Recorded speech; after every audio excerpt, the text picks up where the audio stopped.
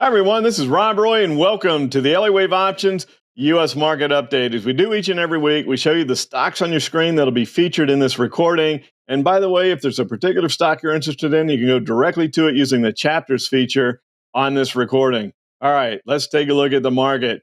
As we see, we had a little bit of a move to the upside early in the day, but we kind of closed near the low of the day with the high hitting the upper end of that tap box. And you've heard me talk about this software so often. If you haven't gone and gotten a copy of this software, go to hub.com, HUBB.com. It gives you live Elliott Wave. You can actually look at it intraday if you want to, but it also gives you the Elliott Wave charts as Ralph Nelson Elliott wrote the algorithm. So pretty amazing if you take a look at where we are right now, with the fact that over the last week plus, the highs have hit right at the top of the tap box. We've been talking about this potential ending diagonal. We'll see how next week plays out.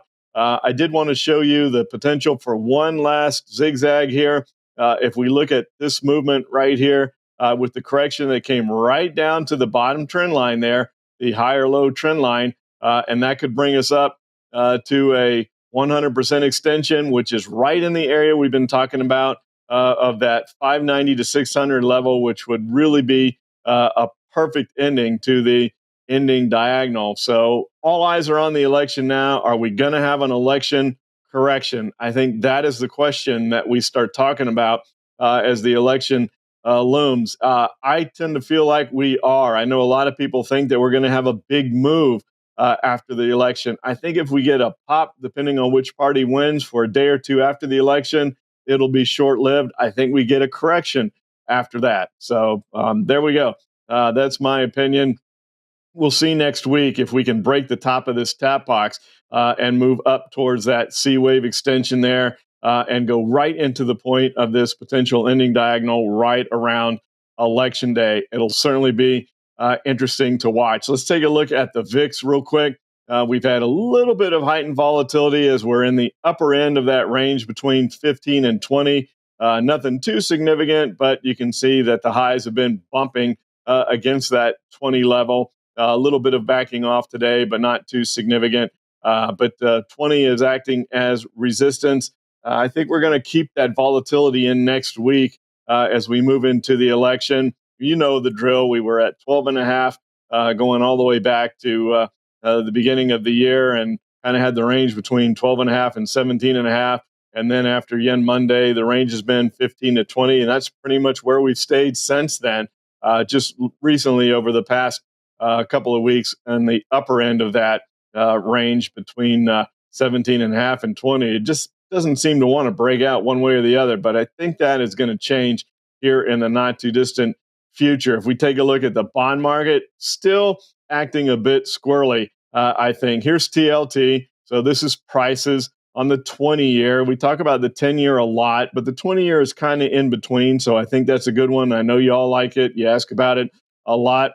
We completed this downward zigzag. As you can see, we had this B wave right at the 38.2% level. And that gives you a 61.8% extension, which is exactly where we went to on the TLT. And then we've been bouncing since then, with the high of the day hitting the 10-day moving average today. So still a little bit confused about why we're keeping prices down on bonds and therefore yields up if the Fed is indeed moving into a rate cutting cycle. There was commentary on the financial networks today about if the strong jobs number could keep the Fed on a little bit of a pause. So they do 50 basis points and then they pause. I think that would be odd, but that was a speculation that was out there. But I still think that the fly in the ointment here is the bond market that doesn't seem to be coinciding with an advance higher in the equities market. So I think that kind of plays in to the fact that we could have a little bit of election correction. It rhymes, so why not? Let's go with that. Now let's take a look at the dollar. And there's been a lot of commentary on the dollar, myself included. Just couldn't fathom this vertical move up that we had in the dollar. Wasn't that long ago that I was worried about losing the dollar down here around that 161.8% extension to the downside. I use the analogy of fingernails hanging on the edge of a cliff. And then we moved back up off that level. Felt good about that. But boy, this rocket ship to the upside here. Of course, bond yields moving up has been supportive of the dollar. So that's part of it, but I don't think it's all of it. This is very unusual movement for the dollar. It usually moves kind of like the way it did back here down to the downside. It'll move around, go sideways, move a little bit, go sideways. It consolidates a lot of these moves. Rarely does it take off and move one direction for this long, and in this case to the upside. So I have to wonder if that's money coming in from around the globe, a little bit of concern about the potential for a global recession. I think that has to stay in the cards here. We got a little bit above the 10-day moving average, so a little bit of a move back down in the dollar, but still this vertical move here, pretty rare movement. We did move back up to 104, and that was an area that acted as support resistance for quite some time. So getting back to 104 wasn't that big of a surprise. It's how it got back to 104 that was a surprise to me. So why is the dollar so strong? Why are rates higher? They don't seem to jive with the Fed moving into a monetary easing policy and the market's going significantly higher from here. So that plays into my theme. Let's take a look at some of the other markets here, looking at the Dow. The Dow had a nice run. We'd been talking about how there had been serious rotation into the Dow, wondering if that was a defensive move, moving into the top 30 stocks in the U.S. As we had this consolidation here right around 420, broke up, got above 430, and then now look where we are. We're right back to that 420 level, testing that area of support. That's going to be key on the Dow, especially the DIA. Can we hold this 420 level? The 50-day moving average is right there, just below it. So if we break below that, then we're probably looking at a complete retracement back down to this previous 4, and that would mean that that wave 5 is over. Note that the algorithm has colored it purple. It does feel like this wave 5 is complete here. So do we go into a corrective phase? Do we start to work back down to the previous 4? None of that is conducive to the Dow turning and moving back too significantly higher from here either. And then when we get into the Qs, the one I've talked about so often here that has been confounding to me, look at today. Mind-boggling that we're able to continue to move up in the Qs. Of course, we'll talk about Tesla in a moment, but the tech stocks receiving another bid to break out of this little triangle that we had here. And it looks like we may perhaps go up and complete this zigzag. I've said I would be surprised if we completed this C wave. We had this triangle here. We broke out, came back and tested it, formed another triangle, gave a little false breakout to the downside, moved back up. We did finish near the lows of the day, but still an up day on the Qs. And with rates going higher, it just seems counterintuitive to me. But the market is going to do what the market's going to do. But I think right now, there's a lot of mixed signals throughout the market. They're all over the place. Nothing is as it normally is right now. The market doesn't always do what's normal to it. I mean, that's what makes the markets fun. But right now, it's really confounding as far as how things are acting. Let's look at the IWM, which tried to open higher, tried to get back above that 10-day moving average. And here we are back down to that 50-day moving average on the IWM. We talked about how we've got this 20-point range. The IWM loves to stay in 20-point range, 20-point ranges. This time it's between 205 and 225. We got up there. We went sideways, acted like maybe we're going to see if that was going to be support. Nope, we broke back down. And we mentioned this last week that we could come down here to the 50-day moving average. And that's exactly what happened. Also, right back to the point of that triangle. How many times have you heard me talk about when a triangle breaks out, you come back to the point of the breakout? Triangles are one thing I'm pretty good at.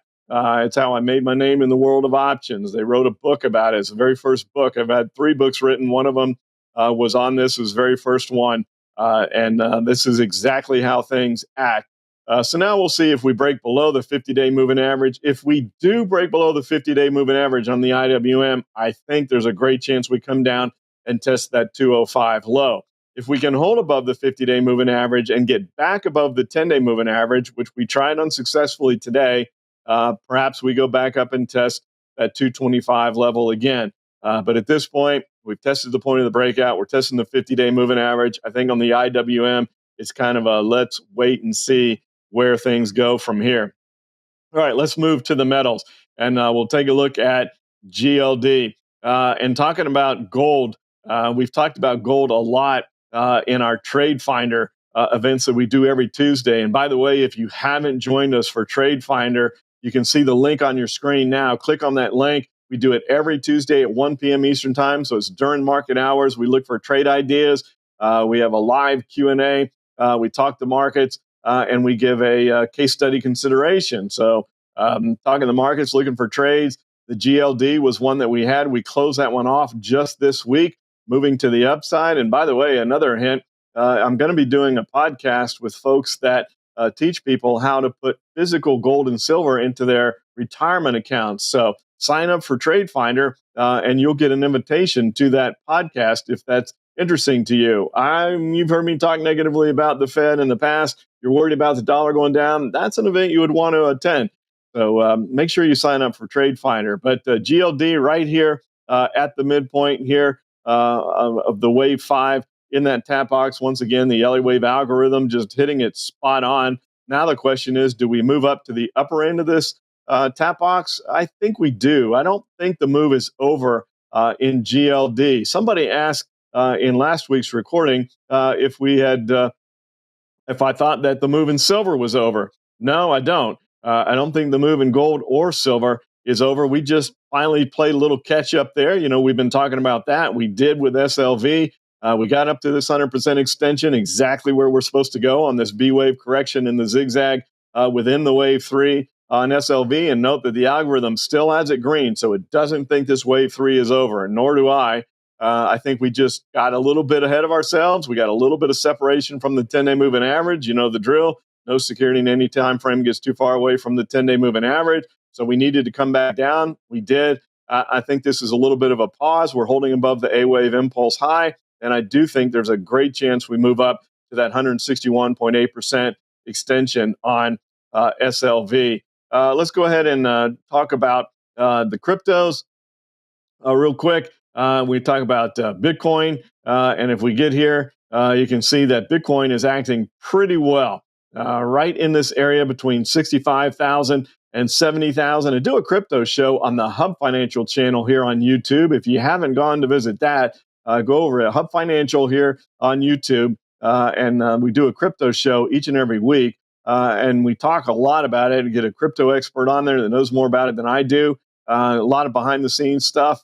Great show. So you should join that one as well. And by the way, if you like these recordings, please hit that subscribe button. We're getting close towards 50,000 subscribers. Let's make a push towards that. So hit that subscribe button. Tell your friends. I love the comments that y'all leave. I'll get a comment about that here in a moment. But even disagreements is all great. That's what makes markets, and it makes it fun.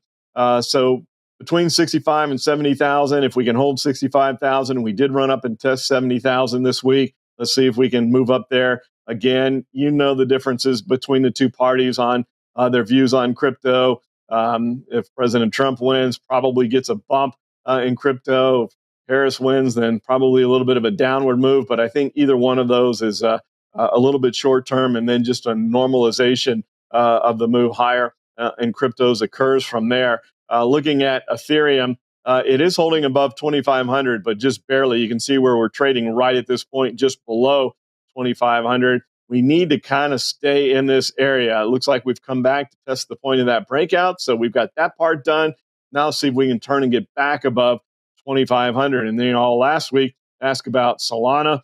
So we'll keep that one in the mix. That's back in the whole meme thing. I thought we were done with all that craziness during the pandemic, but now we're back from what I understand from the crypto people. There's a lot of memes about Solana now. So let's stop that and just look at good fundamentals and technicals on trading. The meme thing, I know it attracts a lot of eyes, but it doesn't really give you any good beneficial information anyway. Just an old school viewpoint there. But you can see we came down and hit the 10-day moving average on the low on Solana. I think this goes higher as well. The algorithm still has that in a wave 3. I do think this is a good place to be in the crypto space. I just hate that it's being backed up by the whole meme thing. Let's look at the charts, look at fundamentals, look at the tried and true stuff that works, not the craziness that occurs out there in the market. But anyway, I'm an old dog, so that's my viewpoint. And if we move into before we get into USO and UNG, I'm talking about the comments that you all leave. We are doing a giveaway this year. Each and every month, we're doing a giveaway of one of our level 3 subscriptions. It's our 3 primary subscriptions at evotrader.com. It's our time strategy, which is sideways after a stock drops. It's an income strategy where we look at calendars, butterflies, things like that to generate income. Is our volatility strategy, the breakout from triangles. You can see the breakout of the triangle on Solana that we were just looking at. And then we also have the time strategy that's AI based, and that looks for zigzags within the wave 3, and it has AI infusion in it. And it's had an amazing track record.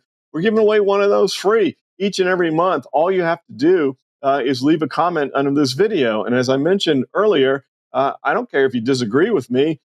Just leave any sort of a comment. I welcome disagreements because that's what makes markets. If everybody is on the same side, there is no market. We have to have buyers and sellers, longs and shorts on anything. Let's have a good community with respectful disagreements and communications and thoughts. I think that's what makes the social media aspect of trading a whole lot of fun.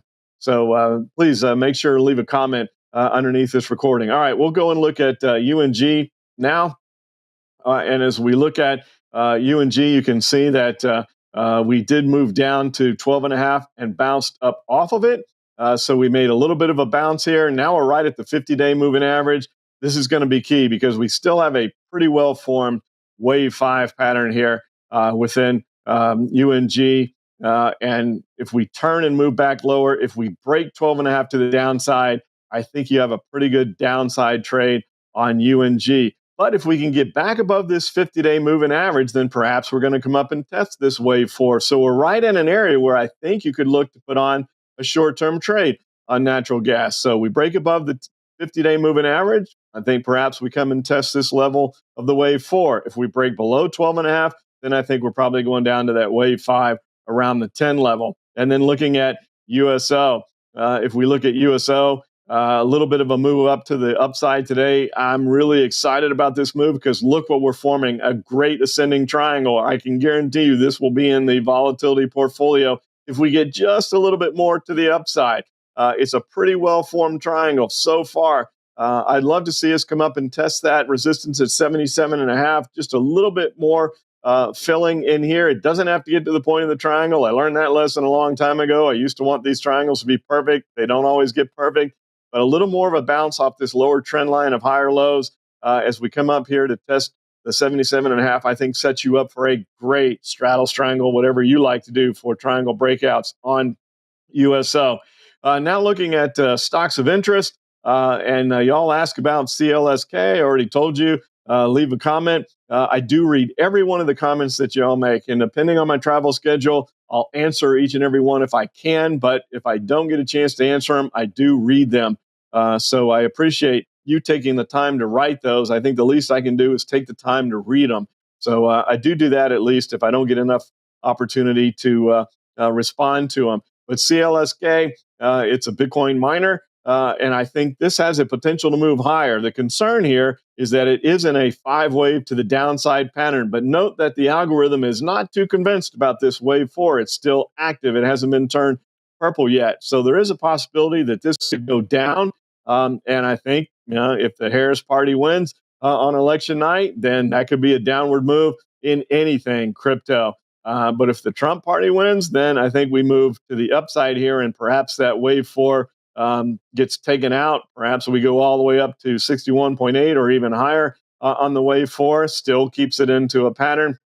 But I think there's going to be a movement here in any of the miners. I'll ask about MARA, et cetera. I think all the same applies to the miners as far as crypto land with the election coming up. I think there's some volatility coming in the crypto world. It could be fun to watch if you like trading and playing in that world. Let's take a look at NVIDIA. Continued to move to the upside. There was a question on the financial networks today on could this move in NVIDIA hold? You see this big, huge triangle here We broke out. We hit a little bit of resistance right there in the 140 area, which goes all the way back to those June highs. We've held above that. We've held above the 10-day moving average. The algorithm still has it green. So it thinks that this wave 3 is still underway. And if you look at the width of the mouth of the triangle, remember that's how you get an idea of how far the breakout's going to be from a triangle. And so we look for just rounding off 100 to 130 is probably more than that. And so I think we go at least to 150, if not higher, on NVIDIA. So I don't think the move is done in NVIDIA. This is really good price action here, breaking above this resistance, holding this 10-day moving average. So I do think we see a move higher in NVIDIA. Looking at Tesla, gosh, you all said a couple of weeks ago in your comments, why are you still showing Tesla? That's old news. Not this week, it wasn't. This week it was back the news as Elon is now taking over the richest man in the world again with this break above this level here, right around the 260 level on Tesla. And it's showing you, based on their earnings report, that Tesla is far more than a car company. We are a little bit overbought now. I was impressed with the follow through today. I was wondering if we could bump into this resistance here and maybe back off, do a little backing and filling, which I still think is likely for Tesla. So I wouldn't chase this move yet. Let's see if we get follow through from this break on Monday. I'd be really surprised. I think Tesla needs to rest a little bit. And if you are long Tesla, you want that. You don't want it to continue higher from here when it's already overbought. There's too much separation from the 10-day moving average. And when you break major points of support and resistance and you're already overbought, they tend not to hold. So you want to see this, okay, let's go sideways a little bit, maybe even pull back, trade in this area, and then take off and run if you're a Tesla fan and you're long Tesla. Thought I would show you Netflix. We talked about that one last week. They had that big earnings report, and that one's held in there pretty well also. Same scenario that I just went through with Tesla, I mentioned last week on Netflix. Some backing and filling is likely. This is exactly what I think needs to occur on Tesla. We had this big move up on earnings, separation here, got too far from the 10-day moving average. There's your backing and filling. We've held the 10-day moving average. I think Netflix could go up to this 100% extension here on the C wave. Now, that would be an extended move, remember, because the B wave was right at the 38.2% fib level. So all it needed to do was 61.8, which it hit on the earnings on the low of that gap up on earnings. So this would be an extended C wave. And I think that can occur. And what I like to do is look at the DMI to see if the C wave is going to be extended in a zigzag. Now, I'd like to see that ADX up above the negative directional indicator. We're separating between the two directional indicators. If that's positive, that's what you want. But you need to have that ADX above 20